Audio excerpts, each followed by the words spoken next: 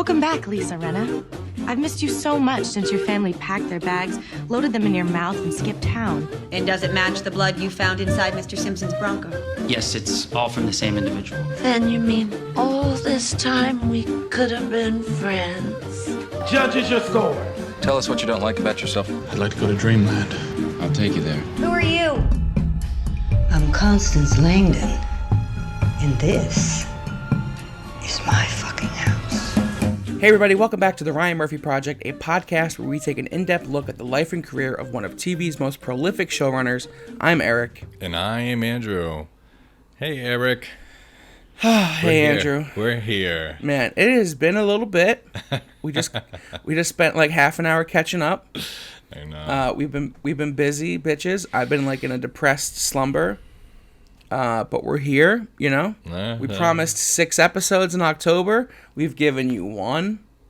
We're here. Did we? We did.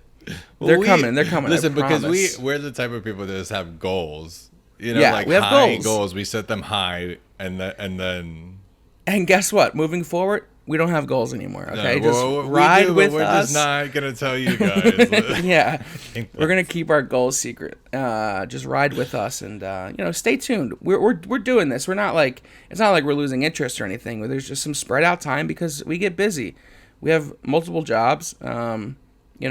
Well, we're chasing the dream. Like, I think when you said like depressed slumber, like, I don't know, I just feel that way too. There was just like a moment of like heat, depression, and then it's like that's in my world, and then I just even looked for outside my world for a minute, and then I'm like, ooh, okay, let me just like close back in. It's just like, and then that gets to me. Like living currently right now, 2 weeks before the election, is like exhausting. I'm exhausted with anxiety constantly. Yeah, I mean, there's many political things. Anxiety, there's COVID anxiety, there's general life anxiety. There's, if you have depression, then there's that. Then there's seasonal depression, and then there's just like the state of the world.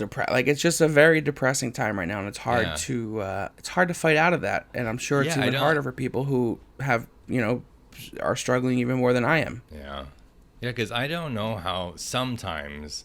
It's like I can pick myself back up, but then I feel like I just walk around in a phase, and I'm like, oh yeah, it's like the podcast is a priority, but it's like, do I have my cretive love and energy for this? Exactly. Like, it's so low right now. It's being distributed to other places to like make my boat rise. Just and that's the one thing I love about this is because I feel like it's a very similar feeling we both have. About this, it's like you have to come into this. This isn't just like I feel like this podcast requires a certain amount of energy and enthusiasm based on the topic, based on our general relationship, and it would be weird if one of us was just like not in the mood. But we also have like I feel like we've gotten to a point now where like we'll schedule to record, but then we won't hear from the other one for a little bit, and we're like, okay, that means they don't. They can't do it today. No, it's like, and then the next day we're like, hey, girl. Well, this isn't the year to like held people and your relationships and your people that are important you like too accountable, because everyone's just like hurting in different ways. So I'm just like, oh, good, because I didn't really feel like talking today. Yeah, exactly. Yeah. That's what it is. It's like I don't feel like talking sometimes. A lot more than I normally do. Oh, yeah. Yesterday I didn't talk at all, and it was so nice. It was like rainy here in Chicago, and I was just like feeling fall, and I was like, oh, and I love not talking. I would kill for rain. It's getting a little fall.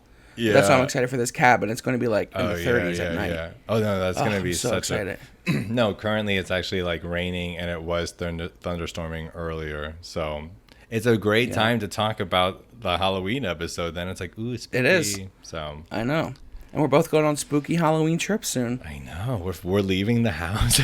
I know. I'm leaving the house for literally for the first time in 7 months. I'm going further than like my grocery store. God, I didn't take any winter vacation or anything. I think the last thing I did was go home for Christmas. Yeah. Like anywhere outside these walls. I went to New Orleans just as everything shut down. I know. You were in New Orleans when everyone was like, you shouldn't be there. I know. A lot of comments on my photos about COVID. But here we are, bitch. I made it. Did you hear about the COVID I thing? know. People thought I straight up just like didn't watch the news. You're like, but I'm still having a good time. I know. I posted some great photos. I saw the Coven House. Oh, I'll post that photo sometime. Oh yeah, you should. When we get to Coven in 2023. So actually, it might be the date. So we're gonna hit into the Halloween episode. But I do want to say first. Oh, there was some other spooky news. Ryan announced a new series. I think it's through Netflix about the Jeffrey Dahmer murders. Did you see that? I didn't. A little Ryan news. Yeah. Wait, I totally missed that somewhere.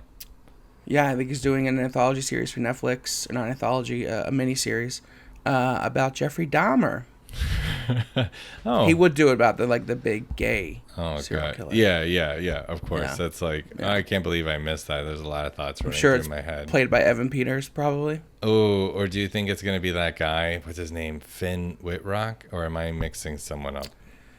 No, he's one of them. I don't know. I feel like it could be him. Definitely not Darren Criss. It could be that one Apocalypse guy. What's his name? Oh, Cody Fern. Yeah, he could do that. Could be Cody Fern. Yeah. That would actually be good because I really like him as an actor. Yeah, me too. He's a great actor. Game changer. I'm into it now. Are we casting this? Are we casting? Ryan, are you listening? Like, share, subscribe, Ryan. We're giving you casting advice. What else? Is there any other spooky news? No, I don't think so. That was the one thing I wrote down. So we want to get into this Halloween episode? Yeah, sure. So we're going on a trip, like we said. So we're recording this first part before your trip, right? And then we'll record the second part when you get back. Yeah. Which hopefully is in between the time when I leave, right? Is that what we're doing? Yeah, I think so. Okay, so this is a two-part episode. I already watched it. Oh yeah, I already watched the other one. Oh, okay. This is episode 4 and 5 of season 1 of American Horror Story. Episode 4 is entitled Halloween Part 1, and that's what we'll be discussing in this episode. So we open with a title card. It says 2010 on it. And then eerie music starts to plplay. And then so this was like a year ago then in their timeline, right? Yeah. Yeah. Yes, Because this was the gay couple. That was just I just realized that, and they know about the gay couple, and so that's weird that. But anyway, yeah. Well then, speaking of the gay couple, we're introduced to them. We have Zachary Quinto making his first appearance, which is cool. I like seeing him. I remembered him more from did you ever watch Heroes? No. So he was like a big villain on Heroes, and then later turned to an anti-villain or an anti-hero. So it was cool to see him, and then his character's name is Chad, and then we're introduced to his partner, played by Teddy Sears. And I only know that because I was like into him. I was into Patrick. Of course. Yeah, you know what I mean? But like Zachary Quinto has like all those dark complexion things that I'm like, I'm into that too. So both of them were like, okay. I'm not into Zachary Quinto. I love how this podcast is just like how he like rate every man, every single episode of television that we watch.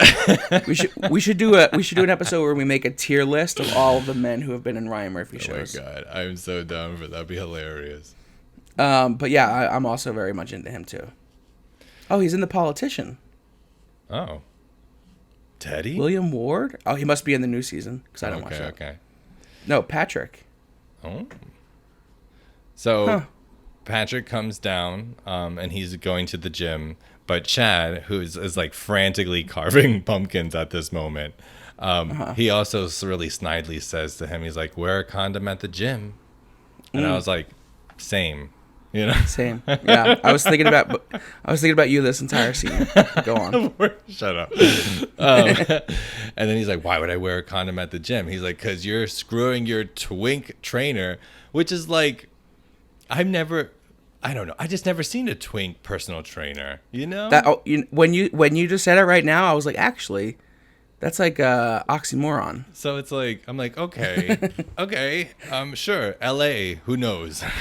Well, that's also like Patrick's like buff and like fit. Like, how's a twink training him? Well, because exactly Cardio And then only. He basically admits that he is and that he's a power bottom, and I was like, oh, there's so much.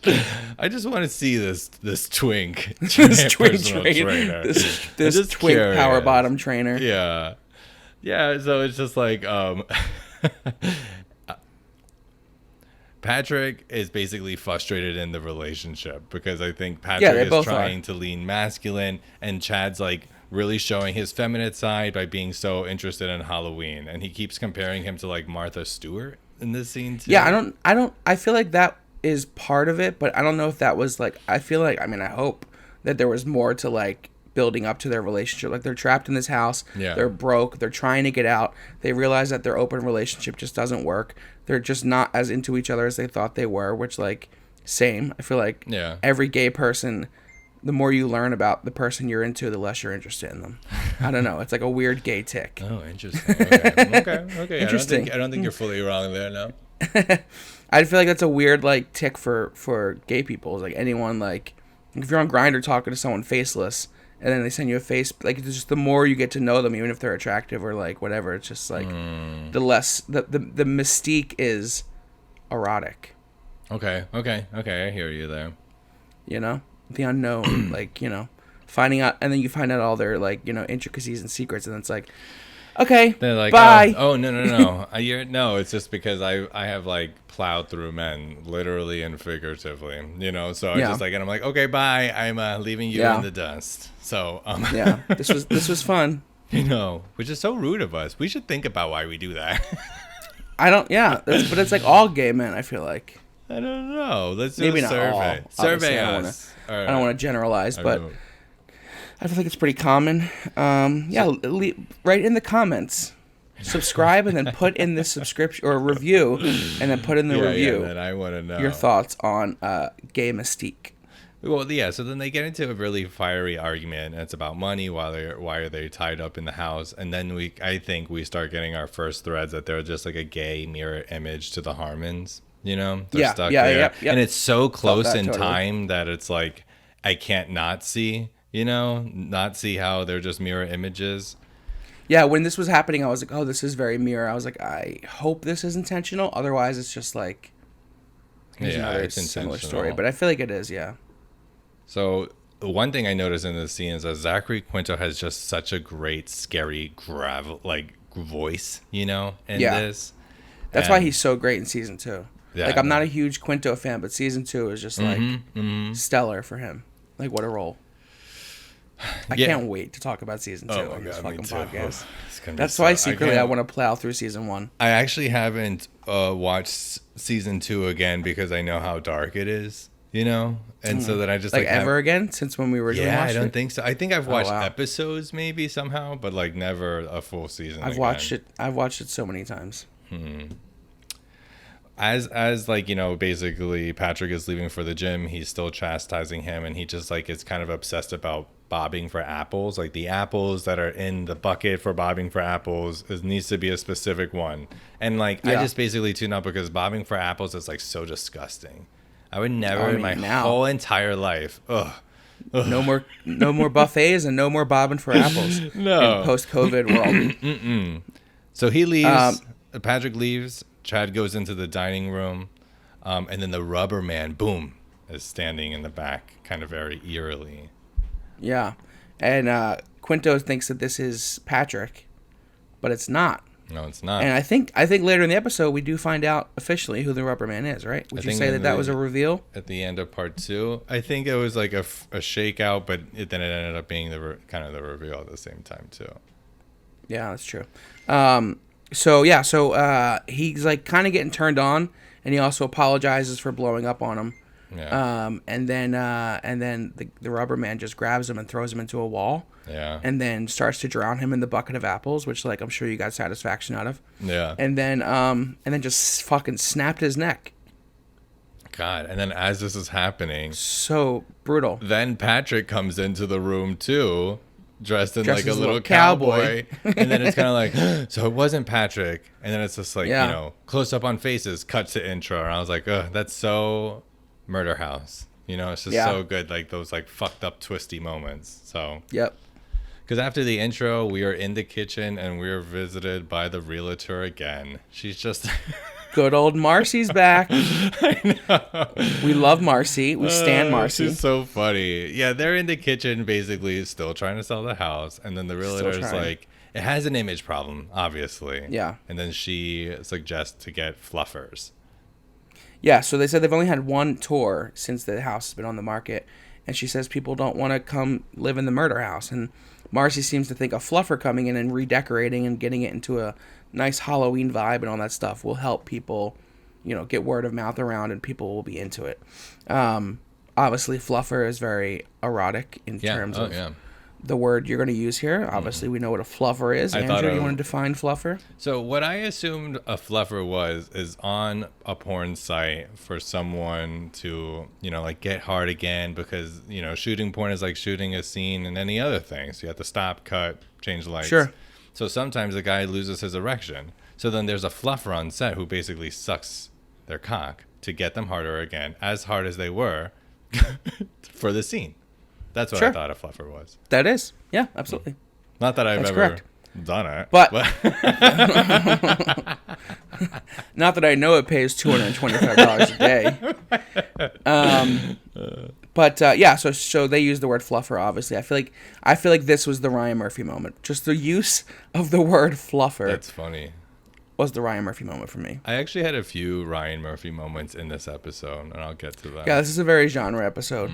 But basically, yeah, so she's like, oh, you know, the gay couple's cheaper, so I'll have the gay couple come in and be the fluffers to decorate the house. I don't know if Marcy's alluding to the gay couple that was just murdered, or if she actually has a gay couple, because the only gay couple that does show up is the one that was murdered. Yeah. I guess so, it's other gays. Not entirely sure what happened here. Did the other gays die? Are they murdered? I don't know. But yeah, so they decided to do that to help fix the house's image. But then we cut to Addie in the kitchen with Constance's boy toy. I know. And they're reading a book about the history of Halloween. Yeah. And how the Celtics thought that the dead on Halloween could walk amongst the living.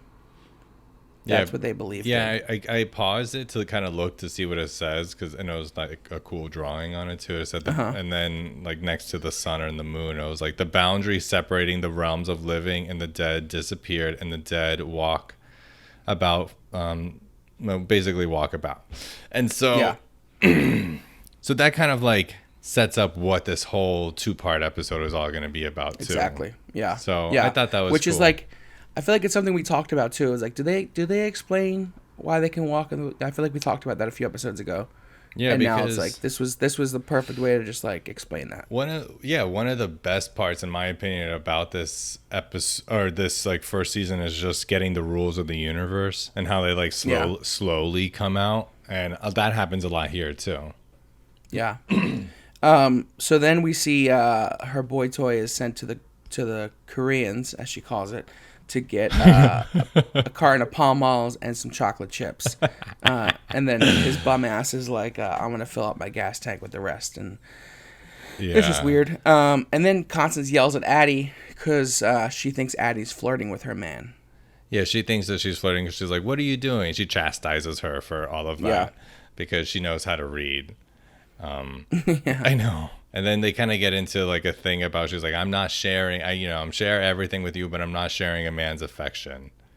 I feel like this is a good scene to establish that like clearly she loves Addie. You know what I mean? She's like, I would kill for you, I would die for you, but I'm not sharing my men with you, which is like a very Constance thing. Yeah, I feel like that would be like a good descriptor of her character overall.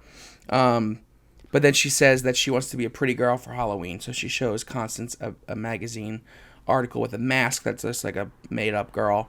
And she wants to be a pretty girl for Halloween, and Constance tells her no. Constance tells her to no. She's gonna be Snoopy again. Yeah, it's just like, oh god, oh fuck. Then we cut to Dennis O'Hare knocking on the door, trick or treating at the murder house, and Ben answers, and he says he wants his $1,000 for killing Hayden. Mm-hmm. Ben flips out and kicks him off the property, and Harvey, right? That's his name? Harvey, yeah. He basically just threatens him, you know. Yeah, he's like, I'm not leaving. He's like, I have patience, but not that long. So Yeah, it was just like one of those. Harvey's still around looking for his money, looking for his payday. It's one of those and quick also, little baby scenes, you know. Yeah. He also threatens Ben that he will call the cops about the gazebo so they can tear it down and discover Hayden's body. And inside of Hayden's body, obviously, is Ben's child. It's a baby. A lot of stuff going on there. A lot of layers under that gazebo. So the next thing we see is Ben meeting with Tate. Because Tate has not been going to the therapist that Ben referred him to. Because he can't. I know. Because he can't. But why? But why?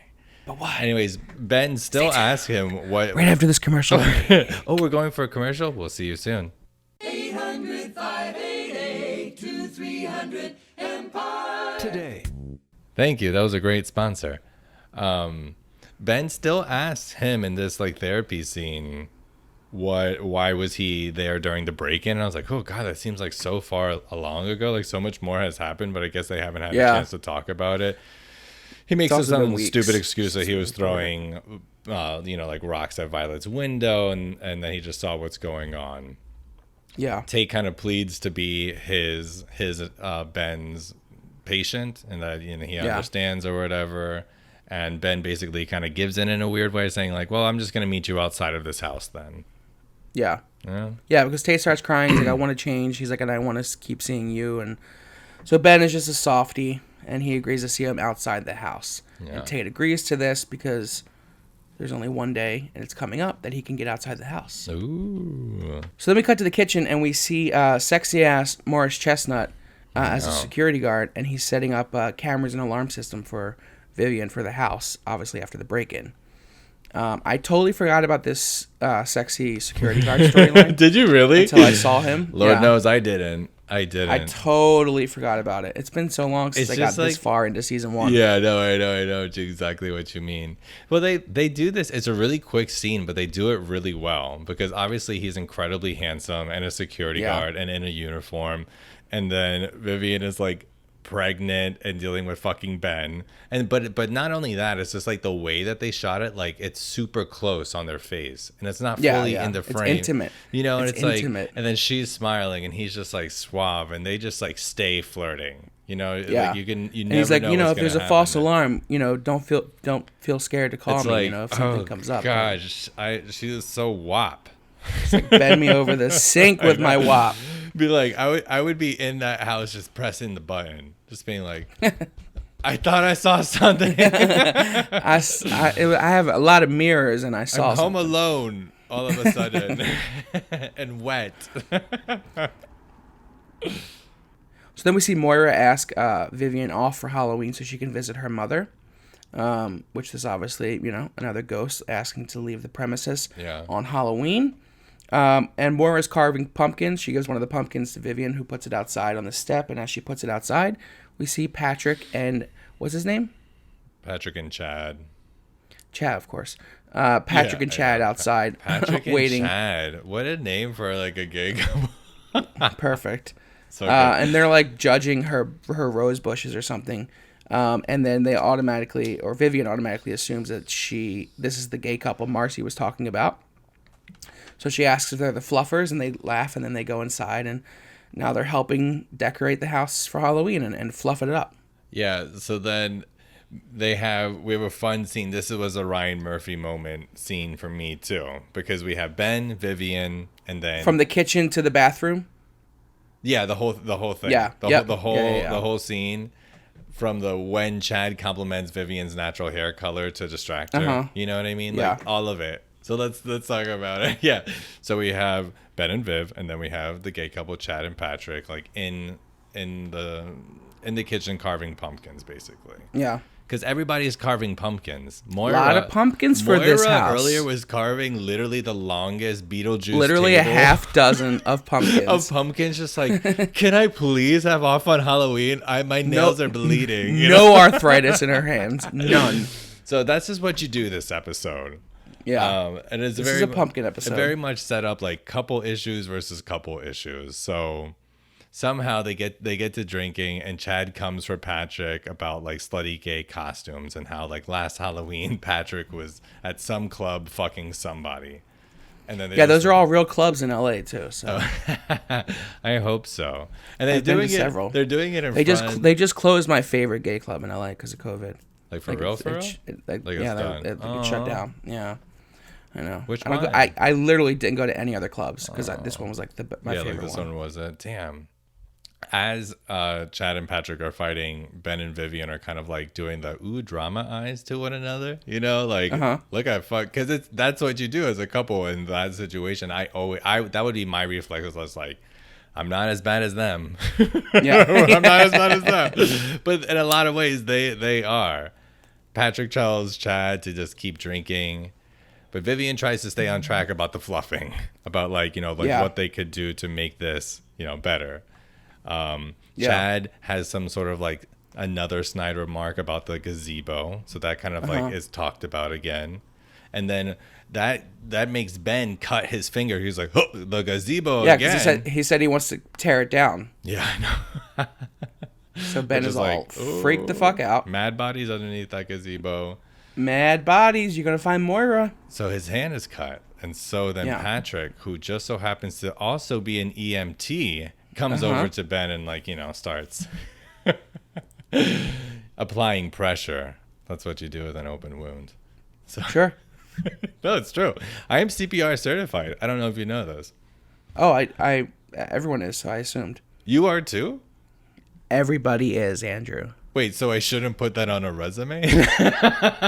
I mean, if you work at the YMCA, yeah, that's so funny. That's like an appropriate CPR task for that job. Yeah, that's hilarious. Well, don't blow my cover about where I work. Put a beep in there. Well, when you work at a beep. Anyways, when you work at a strip club. Somehow, during this too, when he was cutting his figure, Chad kind of distracts Vivian in some way and talks. He's like, "Is that your natural hair color?" And she's like, so happy to say that. I don't think he's distracting her. It was a dig. It wasn't a compliment. I think that he's distracting her because I remember Patrick had basically slipped by saying we're not really the fluffers.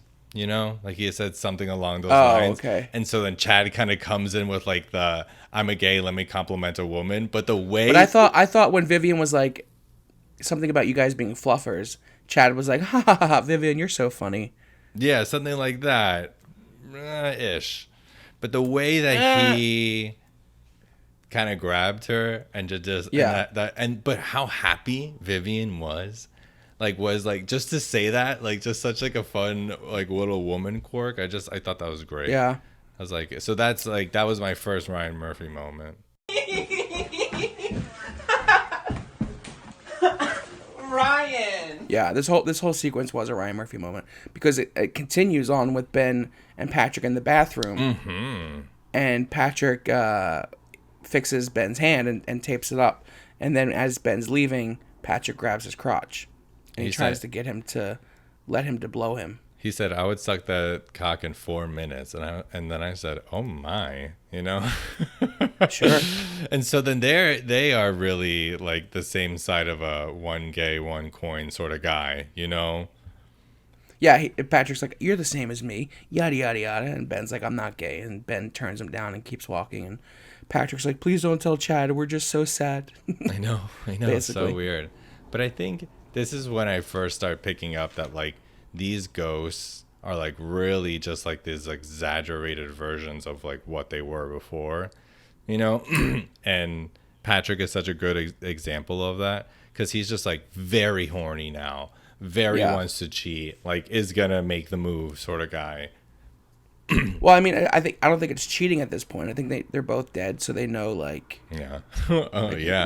How are we cheating? Like we're dead. We're dead. What's the point? There's a simplicity in that that's amazing because it's like we're dead. Cheating doesn't exist. Yeah. We're dead. Like oh really? Death do us part, bitch. Oh my God! Write that down. Right? All of that down. I'm pretty sure someone did a long time ago. What's the movie called? Those are wedding vows. Oh, interesting. What? You've never heard "Death Do Us Part"? No. I said like write down that idea because that's like a funny thing that we all. Oh, like gotcha. Write that down. He's I have to cut all this out. And then while this is going up upstairs, the dick grabbing, Chad and Vivian are in the kitchen and they're basically talking about their relationships and Ben and cheating, and he basically admits he's like, I caught Patrick cheating from cell phone records. And Vivian looks really intrigued. Yeah, this is another scene where you can kind of see that they went through the same exact situation. Yeah. And I think Chad recognizes that and maybe is trying to manipulate a little bit. Mm-hmm. But he basically tells her, like, check Ben's phone records if you're, questioning the situation. And she does. Yeah, she does. So after this little fun exchange, we have Violet in the mirror doing sad white girl stuff with, like, music. Mm-hmm. And then, a lot of sad white girl stuff in this episode. I forgot how kind of useless she is up to this point. Yeah, she's really. I thought she was in it more.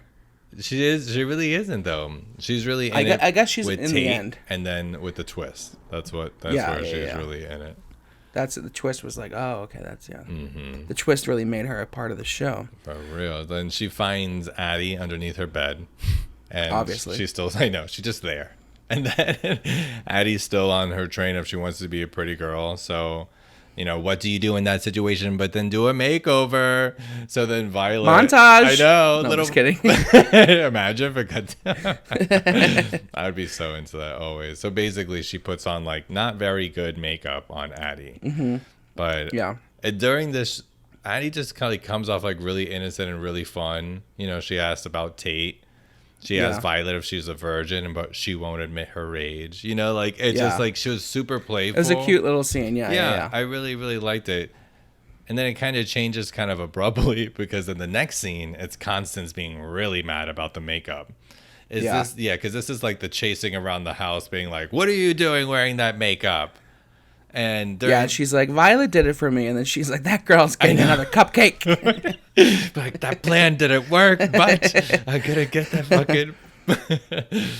And I just remember this being really heartbreaking too, because then you go, but this was like a really good Jessica Lange. Well, I was just gonna say, that's exactly how I was gonna say. This is a very good Jessica Lange monologue, and we won't do it justice. So play the fucking clip. I know. Oh, put her in a home. They said even Daddy, but no, I couldn't do that. I don't want to be Snoopy. I want to be a pretty girl. Do you know what they think when we walk down the street? There, but for the grace of God go I. You make them feel lucky. And they think I'm a hero, as though I've had some choice. No, When she said, do you know what they think of me when we walk down the street? Like that little section of the monologue was just like, and this is such a great example of Constance's character too. Like the balance that she does. She's like embarrassed, but she stands tall and she's loyal to her daughter, even though she didn't wish this upon herself. Like, and she's open about it enough to tell her daughter, in this wrenching way. And this whole time, Addie's basically saying like Tennessee Williams style monologue. Oh God, I know. And Addie just keeps saying, even the I accent got thicker. A pretty girl. That's all she wants to be, is like a pretty girl for Halloween. But she's like, but you're not. It's just like, so this was a great moment. Yeah. So Addie runs off crying, and you can see like there's some guilt in Jessica for having blurted all of that out. But then we see in the basement, we see Violet going to meet Tate, because that's all they do is hang out in the basement. Yeah. And when she steps down, we see Rubberman, and Rubberman grabs Violet and then laughs, and then we see that it's Tate inside Rubberman's suit. So are we to believe that Tate is Rubberman at this point? At this point, I would think it was to pivot to make you think it's not him. But it's not him. But then it ends up, it's a bad. I just wouldn't have had. He could you know what I mean? I just wouldn't have had him in the rubber suit, because then ultimately it is him. Not there. You know what I mean? Like, yeah. What was the point of that? Because in the way it gets revealed, then I think. Well, I guess because. Better. Well, it's also. I don't want to say too much with it. If you're watching it for the first time, probably not most people, but I think it also clues Violet into something later on, knowing that Tate is. Oh, sure. So they meet and they hang out, and now they're having a spooky little Ouija board seance or something. Yeah. But Violet wants to know, like, what the fuck was down here? Like, what scratched that girl? Like, what is going on in this house? So Tate tells her the story of Charles Montgomery. Yeah. And Nora Montgomery, our friend Lily Rabe, is back in the show. I love her. Yeah, then we we pick up where they left off, where they started the abortion clinic, and now they're a thriving abortion clinic. In black and white-ish. In black and white. So that was good. And basically the story is of what was going on with them, how they ended, is like a former patient basically tells her boyfriend about the abortion. The guy makes a very scary phone call to the house one night in the middle of dinner, I assume.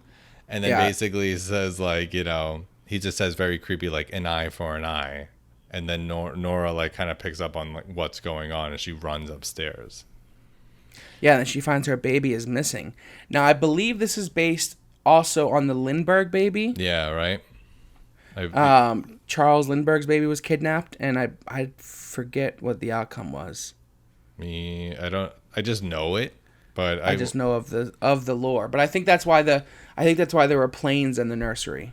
Charles Lindbergh was a pilot or worked in aviation in some regard. And it is funny because the phone call itself is it's just like a couple of lines, but it's very like when a stranger calls and scream at the same time, just like any horror movie phone conversation with the villain. But at 10 p.m.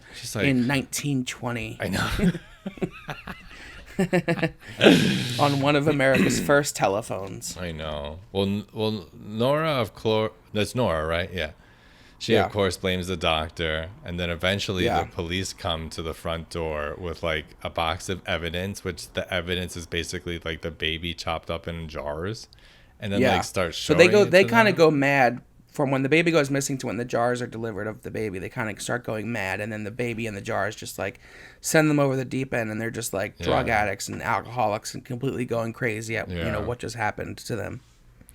Yeah, because then Nora sees the box, loses it, and then we kind of see this kind of crazy scene of her going down the steps of the basement, and Dr. Charles Montgomery is like Frankensteining the baby, you know, just like putting on a bat wing, and this, like, you know, and then she just starts screaming. It's like, Charles. It's just like, whew, that was a good scene. Yeah. So basically he's saying, like, what Charles created out of the parts of his baby and animals is what lives in this basement. Yeah. And Evan Peters is so cute in this scene. He is really. He's just. I'm like, I thought about that too. I'm like, how young are you here? Yeah, you know, he's really cute in this so scene. young. Then Violet's like, let's go out on a date. Like, Violet's outside like, of this fucking house. Cool story, but like, could we leave this dingy basement? She's like, you're full of shit. Let's go outside. Yeah. Let's go outside when it's dark. Fuck the sun. Like that. That's. So Tate again agrees to go outside to meet her too, because tomorrow's Halloween, so he could do that. And that's where we leave the lovers. Speaking of Halloween, this is like, I love little moments like that. The next scene is like this Halloween styled park, you know? Yeah. And it's just kind of like a pop-up sort of thing, because I think Ben has a hot dog, and, you know, everyone's cozy looking in LA. Yeah. Yep. Like, this is on LA fall. But Ben and Tate meet, and Ben just talks about himself the entire time. Yeah. Which, like, I quickly lost interest in this scene. But he basically reminisces over, like, having a young, you know, having Violet young and or having, you know, taking Violet out for Halloween and all this shit. Like, it's all reminiscent to him. So I just really didn't and then he starts understand crying, the scene. and I was like, okay, goodbye. I really, really did not understand this scene at all. I'm just like, why are you meeting him outside? That's weird. And he just kind of casually starts smoking. Yeah. He's like having a full on mental breakdown trying to give this kid advice. So weird. So yeah, that's basically that.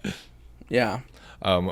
The next thing we see, which is another, I keep saying this is another funny scene, but Constance is looking for Addie, and then she goes to her room and she said, she's sad. She's like, I'm not trick or treating this year. And then Constance comes in with this like scary ass paper bag, and then pulls out some sort of like discount Michael Myers, but a girl.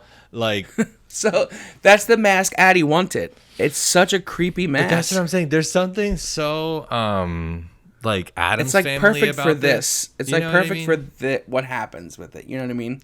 Well, yeah, but it's like the reality is like what they're saying. It's like how the spooky and the macabre is normal for the Addams Family, and everything else is weird. This is like kind of what that feels like. She just kind of gives her this scary fucking mask, and then they start giggling, and then she gets all happy. She starts blushing. They have a nice like mother-daughter moment, and then but this mask is like fucking like, you know what I mean? Half of a slasher. So it is a very creepy mask for sure. I loved it. And then the ending of this all is just like, all right, after they're all happy, and she's like, let's go see if I have an old maternity dress I could give you because you're fat, bitch. Like that. And don't fucking forget it. Still stay away from my man. God. Wonderful. So good. Okay, so then we cut to Vivian and Ben. This is a dramatic scene. Yeah. Vivian tells Ben that she looked up the phone records, like Chad suggested, and she found 20 calls to Hayden. Mm-hmm. And Ben tries to get his way out of it. He says he didn't see her in Boston. He says she keeps calling, but he finally said, he threatened her with the cops and she won't be calling anymore. So you don't have to worry about her. I didn't, do anything, yada, yada, yada. Yeah. He explains it all. And then explains it away. And then Vivian says, well, I called her, so we'll see if she's actually out of the picture. Boom, boom. And then Ben, he gets more serious and he's more like assured. And he basically convinces her like he didn't do anything. And he's like, Hayden is not coming back. We will not hear from her. She's not going to return your call. Hayden is gone forever. Yeah. And then the phone rings. Mm-hmm. And it's Hayden. And he's just like, what the fuck? Which was so good. This was such a great.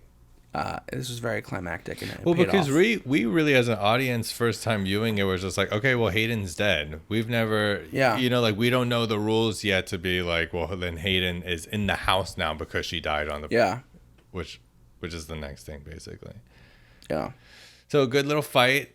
Vivian comes down the steps after the fight, and Chad basically calls her out for wearing a Rite Aid outfit. And is Rite Aid just like big in LA? I know I keep talking about LA this episode, but because this is like I've heard it on another podcast, and then Mike for Tender Friends said that he got something at Rite Aid. I'm like, I've never seen a Rite Aid in Chicago. Oh, really? I think there's more Rite Aids and Walgreens than there are CVS's.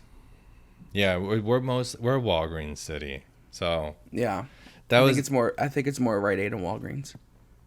So Rite Aid. So that's where Vivian got her witch costume. Uh-huh. Oh, and then Ben's a vampire, which is fitting in a lot of ways. Also a cheap. Oh yeah.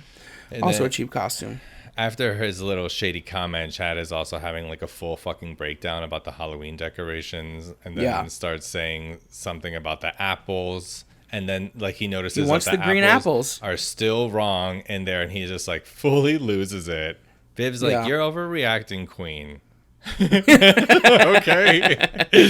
And then Patrick Patrick and Ben come out of nowhere, and they basically have this really weird exchange where the gays are like, leave this house, it's not your house. The house knows it, we know it, and you know it. And then that's kind of the first thing you're like, what the fuck? So it was very twisty. And then Vivian just fucking loses it. Like, she just had this thing with Ben. Yeah. She's having these fucking queers down here just freaking out about her house. She's like, she just starts yelling, ripping shit off the walls, knocking shit over, and just screams, getting these guys out. And then Patrick sees Rubber Man through a window and pulls Chad away. And they're like, we'll leave. So they leave. Yeah. So it's clear that like Rubber Man runs this house. Yeah, we see so much of him now. He's not just like this like monster figure. Like there's something there. Yeah. So they leave, and then Vivian's like, I don't fucking believe you. She's like, that's it. She's like, I'm done. She's like, I'm sick of you lying. She's like, I don't believe you. So you have to leave. But then she starts having stomach pains in the middle of all this too. So then cue the stomach pains. What?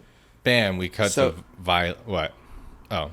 Well, she's in stomach pains. They're in the middle of a fight, so they decide to go to the hospital because Vivian says the baby's kicking and she's only 8 weeks pregnant. So they run off to the hospital. Ben tells Violet to stay inside, keep the doors locked, and they'll be back.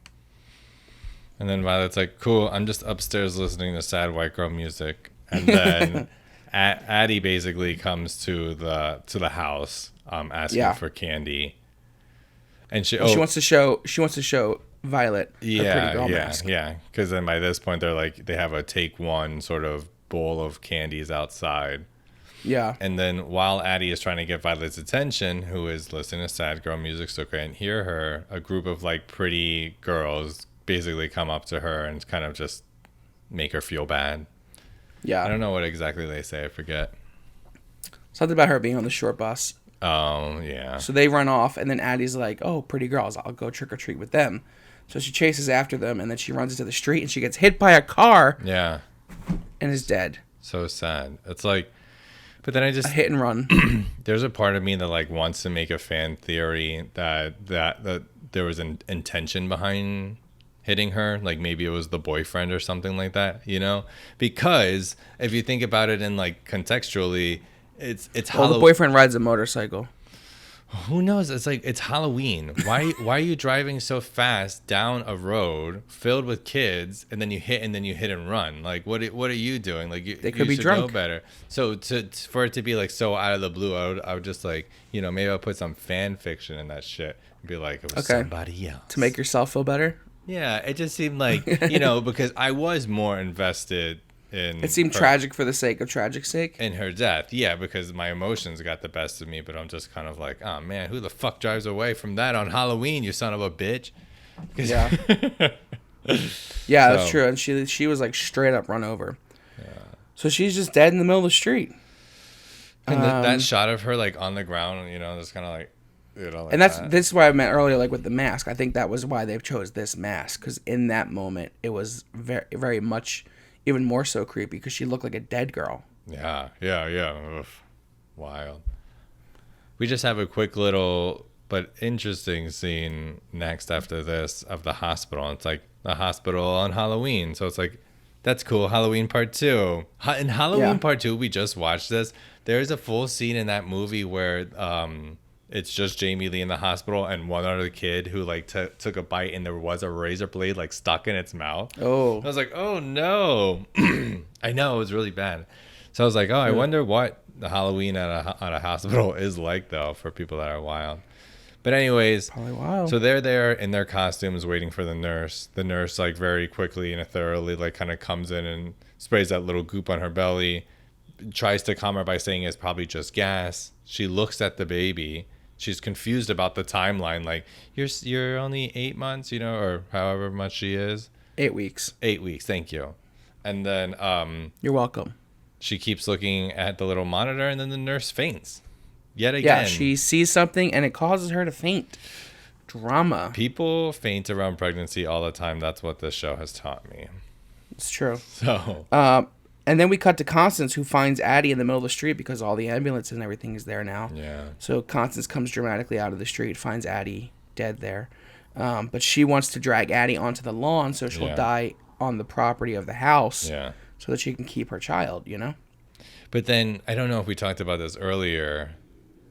Okay, so then this choice is something, because Addie said earlier, I don't want to be a ghost, when Hot Boyfriend was reading to her.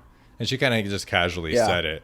And then here we have Constance dragging her to the house to make her a ghost. But then this, as a viewer trying to watch it for the first time again, it's like that establishes a rule. So it's like you have to die like within the property, certain bounds of the property, and then you're a ghost, because Constance didn't make it with her. She was like just on the sidewalk. Yeah. So that's just that's like another answer that I think is really interesting. Yeah, and I love that. I totally forgot that moment where she's like, I don't want to be a ghost, because she knows, because she says it to, she doesn't tell Violet that Tate's her brother, but she knows that that's her brother. Yeah. And she doesn't, and she says she doesn't want to be a ghost. So she knows the rules of the house, I feel like. She knows like, that the ghosts are there. She's like, I don't want that. So whenever my time does come, like, I don't want that. Yeah. And it's nice that she didn't get that, at least. Yeah, you know, I agree with that. And it was really, really surprising and heartbreaking. And great. And Jessica Lange's Jessica scene Lange. was This great is in this. another Ryan Murphy moment, I think. Yeah, well, for me, this is a Jessica Lange moment. Ooh, new soundbite. What is this? Naughty pine! And then we have a really, really sad scene after that, back to back. Yeah. Because then Yeah. we have Moira. Back to back A-list acting. Yeah, seriously. We have Moira visiting her mom at a nursing home. And it seems like a really, like, maybe government sort of really I think it's like a bad. hospice. Yeah. It's like a rundown, like hospice or really a run home down. for And old I people. just think it's kind of just stays with her story. Like, so she disappeared when she was mad young. Like, who's taking care of her mom? You know, so she just kind of ends up where she ends up. That's how I felt from all of this and like the pain of this scene. Yeah. And so that's what she said. She's like, "This is my fault." yeah, that she like ended like that because she goes to see her mom, and it's funny because we see Moira, who is like presumably looks so old, probably older than Yeah. she should look, and then her mom Absolutely. is like even older. Yeah. You know, she's kind of stuck on these plugs, and she apologizes for not being That's there. why I wrote down, like, you know, this age timeline is still iffy for me about Moira. Yeah. But her mom's on a respirator, so you know, Moira's seeing this. She's upset. She feels guilty. Yeah. So she pulls the plug on her mom. Yeah. And you know, basically kills her there. But then her mom and pops up behind her, basically Yeah. saying like over her shoulder, saying "Come with me," and then she says, "I can't." You know, and she wants to, but she can't. And that's like another rule of the universe. Then, Yeah. you know, this is like the first time we've seen a ghost outside of the house right now. You know, someone that's not dead, and it will be continued in other American horror. Like these rules that we're establishing are continued throughout all the ghost mentionings of American Horror Story. You know, that happens so much. So it's their body stays on the property. That's how they stay there. Yeah.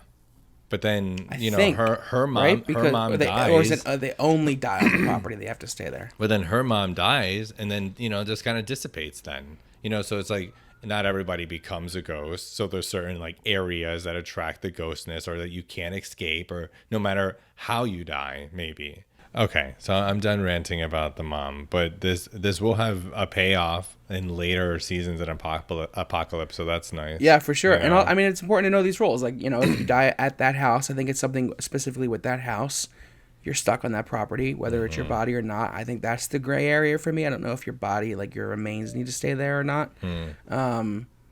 But that's kind of that's the rules, and it's important to know, especially in this universe, because it's something we call back to all the time, even at other locations. So at the very end, we have this last scene with the doorbell ringing, and Violet comes down, and it's the burnt man, Harvey, demanding his money.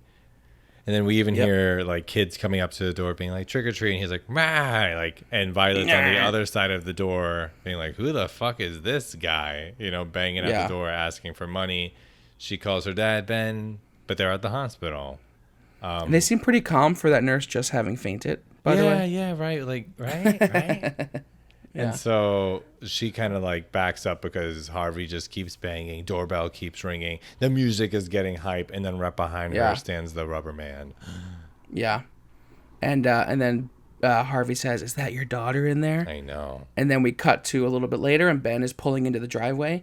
He runs in the house. The alarm's going off. It's chaos, and Violet's nowhere to be found.